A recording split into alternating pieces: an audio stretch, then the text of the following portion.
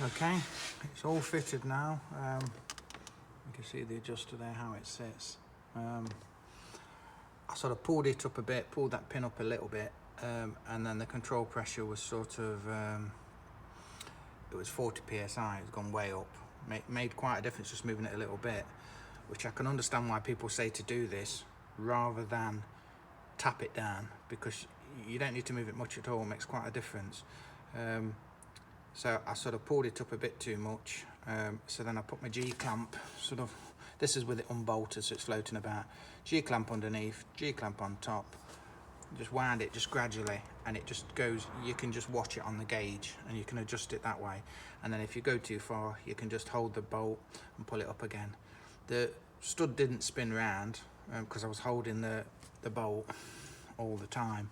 I can imagine if you play about with this a load you could end up with a pin moving, but mine doesn't. They're quite tight. I sort of set it said to do it sort of just jump of the fuel pump. I mean, my fuel pump runs all the time anyway, so just put the ignition on and read the pressure there, and I sort of set it at about 22, 24, which seems to be within the realms. It's sort of 18 to 20 odd, I think, average temperature. It's hard to know because the engine's not fully cold, but the warm-up regulator's been off and that is cold. With it unplugged, the electrical connection unplugged, and set it at that. Then I ran it up to temperature, got it up to temperature, and the hot control pressure with the vacuum on was sort of getting near towards 60. So you take a bit off for the vacuum, so it was just over 50. And I think the max is sort of 55. So I brought it back down to 55, just because obviously if I let that go up, if that's up too far, it'll make the it moves the whole scale up. If I turn that down, I don't want it too weak when it's warm, but obviously if I move that down too much, sort of to 50, I could be moving the cold pressure down. I think you move the whole sort of band up and down, so hopefully that sorted it. But like I say, I've adjusted the cold pressure, and then I've sort of tweaked the hot pressure a little bit, and like I say, before I had the hot pressure at 46, so it's the hot pressure's higher now, so it should allow the cold pressure to be a little bit higher. It may be that even though the resistance checks out, it's out of spec, it's just not working properly. Because I imagine you can only play about with the two so much, and then I've got to kind of try and get the right balance. I'm going to see what it starts like in the morning tomorrow. Hopefully it'll be better, because it should be a bit weaker when it's cold now. So we'll see how we go. The only other thing I thought of doing, rather than have to buy a new whir or whatever, I thought about just disconnecting it completely and setting the control pressure at about 46. Because at that, it will start in the mornings and be fine in the mornings. When the control pressure was like 60, 70, when the whir was blocked, it still started fine. It just sort of took a little bit of starting and chugged, ticked over really slow for the first couple of minutes, and then it was fine. And obviously that was with the whir blocked, so the control pressure was really, really high. And it kind of drove okay, it was just a bit flat really, it just didn't go as well as it should. So I'm thinking if I set the pressure sort of to 45, 60, 45 to 50, that should kind of give you the best of both worlds. It's not going to be quite right when it's warm, when it's cold, but it'll still start and run okay. So I'm going to play about with it, but definitely worth doing that mod. I should have probably done that when I rebuilt the whir, but I would advise doing the bottom one. I have put some duct tape, some sort of that nice sort of ducting tape underneath the bottom, just to seal the hole off in case you get any vacuum leaks. You don't seem to, because I put my finger over it, it didn't make any difference, but just in case you do, you'll have to excuse that bit of wire. The wiring is okay, it's just taped up and it looks a bit crappy, but the wiring is okay. I have checked for a feed there and whatever. But yeah, it's worth probably doing both of them if you're going to rebuild it. Then, because pushing up and down this one, it takes some bloody pushing, that did. It took some hammering to move it before, but I'll put it back to where it was, but it does take some hammering. This one probably not, but apparently if you hammer this one too hard, you can shatter the ceramic insulation on the sort of bimetallic strip, or because you know, with it doing it like this, doing it with the G clamp, it's kind of positive pressure on there, and you know, you're not shocking the whole thing.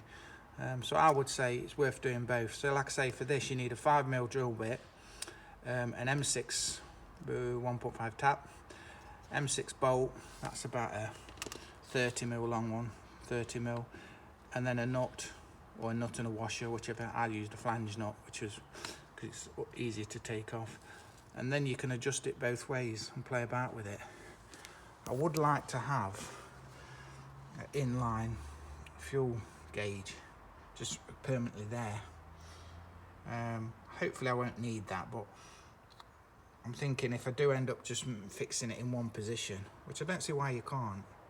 Obviously, yeah, I understand what people are saying, it'll run a bit crappy when it's cold, but if I can get it so it runs, if I can't make it work this way by adjusting it, if I can get it to run okay when it's cold and it doesn't cut out and it just starts up okay, but it's fine when it's warmed up, that's fine. I think everybody'd be happy with that, really, to be honest. I mean, the Golf, the Mark 1 Golf, you can see on the videos I did of that, when that was cold, it was a bit of a pig to start, and even when I put a choke on, it was a bit lumpy and stuff, but just sat there for 2 minutes with it ticking over just with your foot on the throttle a bit, and then it ticked over completely sweet and it's fine for the rest of the day, which I'm assuming this would be, because this does retain heat quite a lot. You know, when it's been run, it takes a long time to cool down.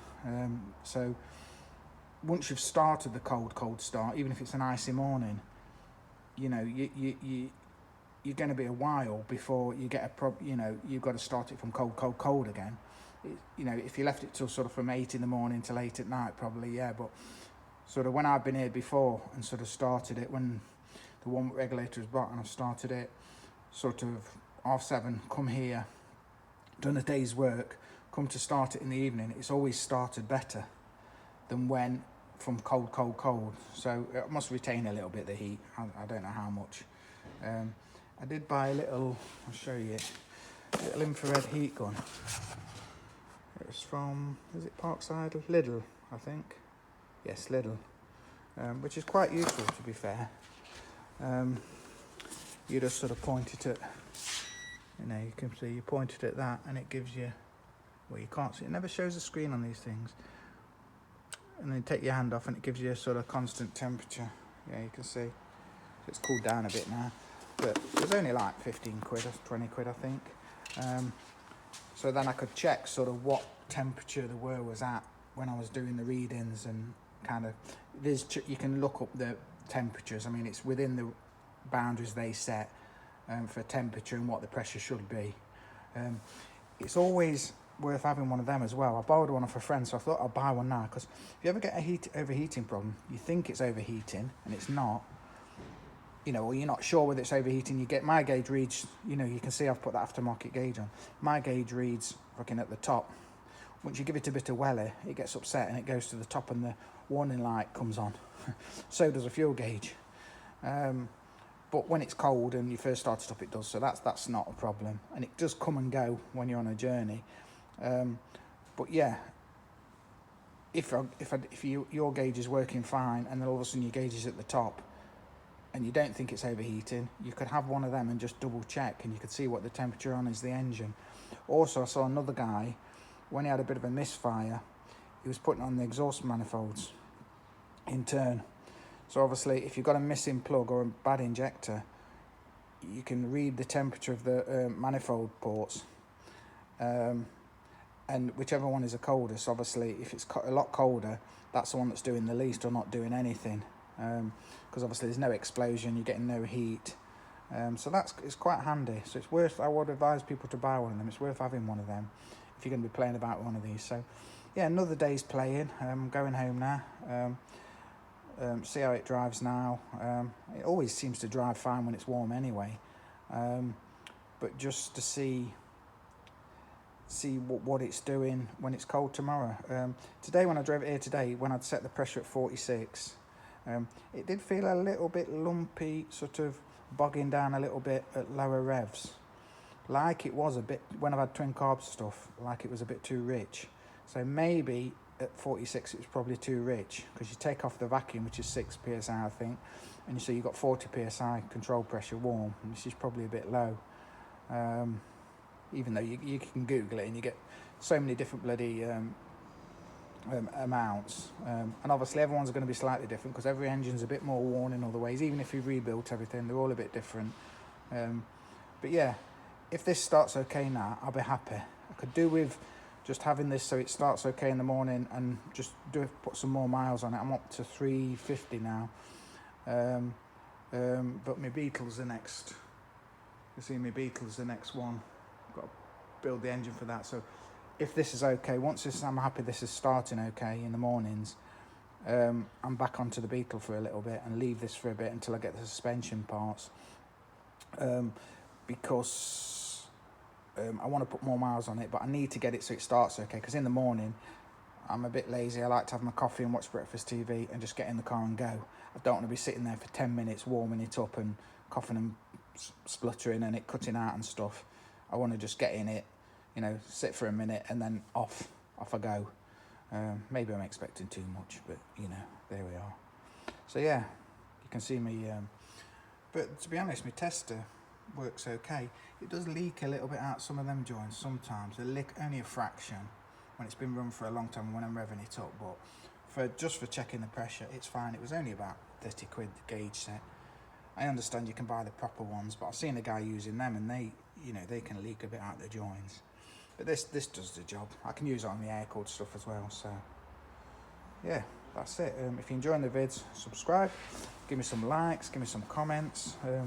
Like I said on the last one, anybody knows what the best suspension setup, obviously bear in mind I'm not a millionaire, if I'm better just cleaning up the original shockers, and cleaning everything up and just putting new bushes in the suspension, or if it's worth putting the newer dampers. But I know the B6 ones, the Bilsteins, they've got adjusters in the front ones, so you can adjust the height, but I know the other ones haven't. So if you put them on and it doesn't sit quite right, you can't play about with it. I mean, it's sitting okay at the moment, but obviously it has got the original adjustable ones on. Or whether I put some of them Hero ones on from America or wherever, which are about £1,000, or probably 1,200-1,300 quid by the time you paid the duty on them. Whether I put some of them on so I can adjust the height and get it just sitting sweet,